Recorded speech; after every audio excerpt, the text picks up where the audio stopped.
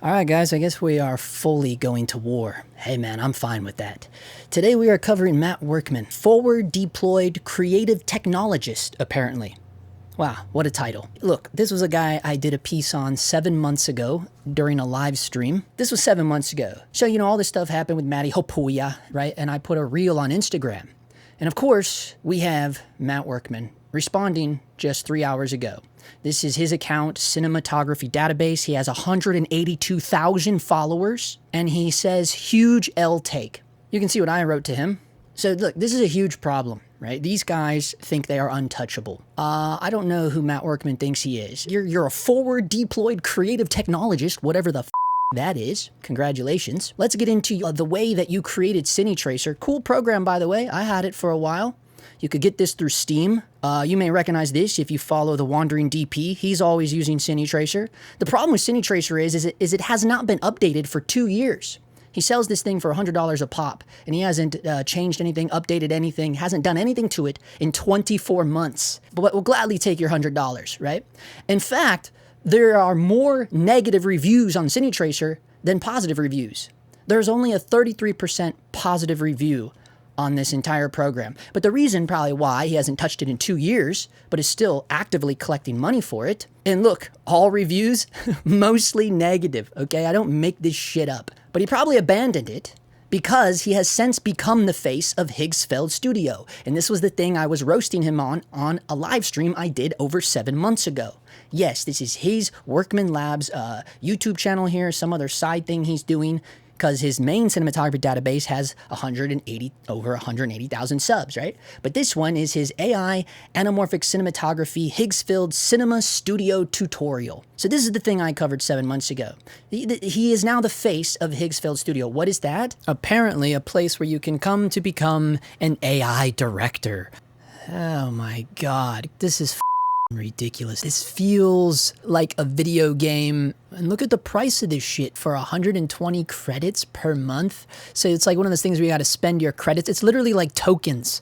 You go and cash in your tokens and create your next Hollywood movie. By the way, that thing that I talked about in the live stream 7 months ago, this is an entire short film that Matt Workman generated using the Higgsfield Cinema Studio. This is not a real actor. All of this is fucking bullshit. This is a guy that used to peddle us CineTracer, a useful program. In fact, it's been said to be used in the previs of Obsession, and Matt Workman just couldn't help humble bragging that his program was used on the Obsession previs. However, then he, in the same post, he attacks Obsession, right? So let's look at this. This is on his LinkedIn here from 2 months ago. Obsession should be praised as the breakout success that it is. I should also be happy because they apparently used my CineTracer app to previs. Oh, they just apparently. Classic douchebag humble bragging, right? Oh, apparently they used the CineTracer. Oh, you mean the program that you haven't updated in 2 years, bro? The program that has a 33% positive user rating? Come on, bro. Here's his big but. But people who work in film understand that working a $750,000 feature isn't a sustainable living. The art director posted she only made $7K for the entire film. Here we go. So this is what she was saying. I've debated this for a long time. I've been holding a lot of weight over the past 2 years since the production of Obsession, so I'm going to say it as it is. Obsession was made for $750K and is projected to make $250 million. I think it has long since surpassed that, by the way. The world time, lifetime total gross as of today's date, it is sitting at nearly $500 million. She said how much I made, $300 a day as an art director. This came out to $6,741 after taxes, no mileage. Okay. So, I could easily go down a rabbit hole of how, this is a great topic for we should be bringing up points. This is a real thing because social media is getting so big now. Maybe we should be discussing points even on a non-union level. That's a whole nother topic for another day. However, what I want us to pay attention to is the fact that Matt Workman is using this. He's using all of this drama from Obsession after low-key praising it and humble bragging about his shitty CineTracer app that nobody uses anymore because he doesn't update it. He uses it to talk about why people should actually be pushing for AI movie generators, right? I see a lot of people champion the film real things. Notice how he puts that in quotations. Film real things? What? And AI isn't filmmaking. He has both these things in quotations, right? This guy has completely fallen off. He's in like the flat earthers zone now. You know what I'm saying? He has completely lost it. Film real things and AI isn't filmmaking who have never worked in indie features and do not understand the horrid working conditions these productions create. Remember when Alec Baldwin shot and ended his cinematographer on set? Or the AC who got ended by a train? Like, look, you see this? This is insidious behavior, all to push Higgsfield AI bullshit. He goes on to say, those were bigger budget productions than Obsession. Just some perspective before people celebrate that this is the new standard for filmmaking in the US. First of all, how does he know that those were bigger budget productions? Did you guys see some of the behind the scenes on Rust? Like, you know, that's a pretty bold claim. Like, this is like some little shitty like thing in New Mexico. It's just so distasteful to bring up you know, the passings of these people to push your AI bullshit. Do you see how up that is? There is no humanity in this entire post, Matt. There's no humanity in it. Isn't it funny that all these guys have the same name? They all are Matts. But this is a problem, right? This is a problem that you're using these opportunities, right? He's leaning into like this drama about the money. He's bringing up the passings of people that have, you know, it was very random, very chaotic. But yes, things could have been avoided, you know, because of safety concerns. But here's the thing. Here's my whole issue with it. Matt isn't trying to advocate to, you know, figure out how these lower budgets can get better wages. Rather, his solution is to delete those positions altogether and say, hey, just use AI to make your next movie. Wouldn't that solve everything?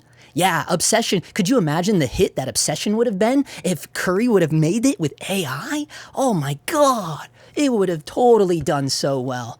No, there's no fucking way, dude. These guys are missing the point. This is the shit he would rather you do rather than, you know, figure out how we could get better rates for our low budget crews, get involved in a more active community way. But nah, let's not do that. Let's not do that. Let's just stick to the movie generator. Let's go watch his tutorial on Higgsfield Cinema Studio. Let's make it. This guy's fake. We'll get, you know, licenses for these models, which are, it's just all bullshit, right? All this stuff is just pulled out of, you know, another world that we've all submitted to. All of our work thrown into the ocean, then these guys chop and screw it up and deliver it. Here you go, on a silver platter, the Higgsfield Cinema Studio. There's a lot of stuff you can find on Reddit of people, you know, trashing CineTracer. You know, I mean, you see it right here. CineTracer 2 horrible? Yes, because he doesn't update it, right? We have to humble these people. It's like, hey man, let's bring you down a notch, right? Let's bring you back to reality. No filmmaker should be associating with a complete AI movie generator to the point where you're doing tutorials on how to make an entire short film, but it's anamorphic. Wow, right? No one should be rubbing elbows with these people. Nobody should. It's not respectful, right? It is doing the exact opposite. Certainly in times like this, when the entire economy is hurting so bad, all of the jobs have become so sparse that now the rates have dropped so low. But instead, hey, that's probably perfect fuel for someone like Matt Workman to advocate for AI movie generating. What did he call it? Film real things?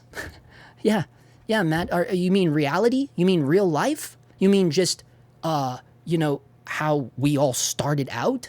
And how most of us make a living by filming real things? Why is that in quotations? That is so disrespectful, right? This is the level they have risen to, where they say film real things in quotations. They have lost their minds. I don't think anyone should be associating with them. I don't think anyone should be following them. I don't think anyone should be listening to them. Like, it's because here's the problem, man. By me saying to Matt Hapuya, like, hey, dude, what you should have done is shown us where you used the AI in a part of your film that you couldn't do that. But he didn't do that. To Matt, my criticism of that was huge L take. Well, I would love to see the rating that you give me on this one. The point is, I don't give a shit what your opinion of it is, Matt, because I don't respect your opinion. If you're not going to respect me and say, you know, look at what I do as filmmaking as, oh, that's cute. What a little cute thing he does. He films real things. Huh, how cute, right? That was so last decade, right? Okay, so if you don't respect me, I'm certainly not going to respect you, because what you are doing is actually hurting a lot of people. Just in this post alone, you're advocating to say, hey, look, if you're not making them enough money, well, maybe just don't create the job position at all. let's just replace all this crew and actors and just let's type it into the keyboard and see what Higgsfield spits out. And then we'll just prompt away. It's the future of filmmaking, baby. Get with it, baby. Okay, dude. Okay. No. I will never get behind it. I don't care how far the technology comes. I don't care if whatever happens, it doesn't matter. If I'm the last human being on planet Earth to be filming real things, then that's where you will find me. And people will go, holy shit, he is dying on that hill. And I will. But you want to know why? Because it's beautiful and it's real. You're in the world. You're part of humanity. Putting little words into a prompter with your little AI movie generator kiosk, there is no humanity in that. Let me give you a lesson from one of the greats, Matt Workman, since you are, you're clearly so elevated nowadays with your forward deployed creative technologist position here. Let me remind you of the roots of where all this came from. Robert Frank. You might remember Robert Frank. Let me see. Let me grab it real quick. Where is it?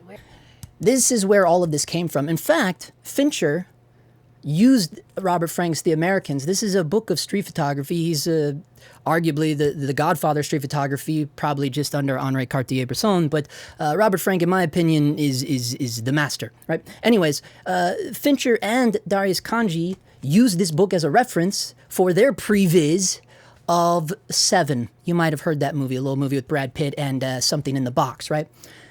What Robert Frank used, I guess you could call it his show Bible for creating this book while he was doing this project all across America with a 50mm lens and obviously black and white film. He said that he was only looking for two things. Two things. Every photo needed two ingredients: humanity and the extraordinary. Humanity. We must not forget humanity. So you can take your little L takes and all your stupid opinions, Matt Workman, and go have fun with that. I don't care how far this technology goes. I don't care how many movies get made, typing into a machine and having the kiosk spit it out for you. I don't care. I don't care. But you will always find me searching for the humanity and the extraordinary. And I hate to break it to you, but AI doesn't have either of those. It never will. And as long as you utilize it, you also will not have either of those things. We'll see you in the next one.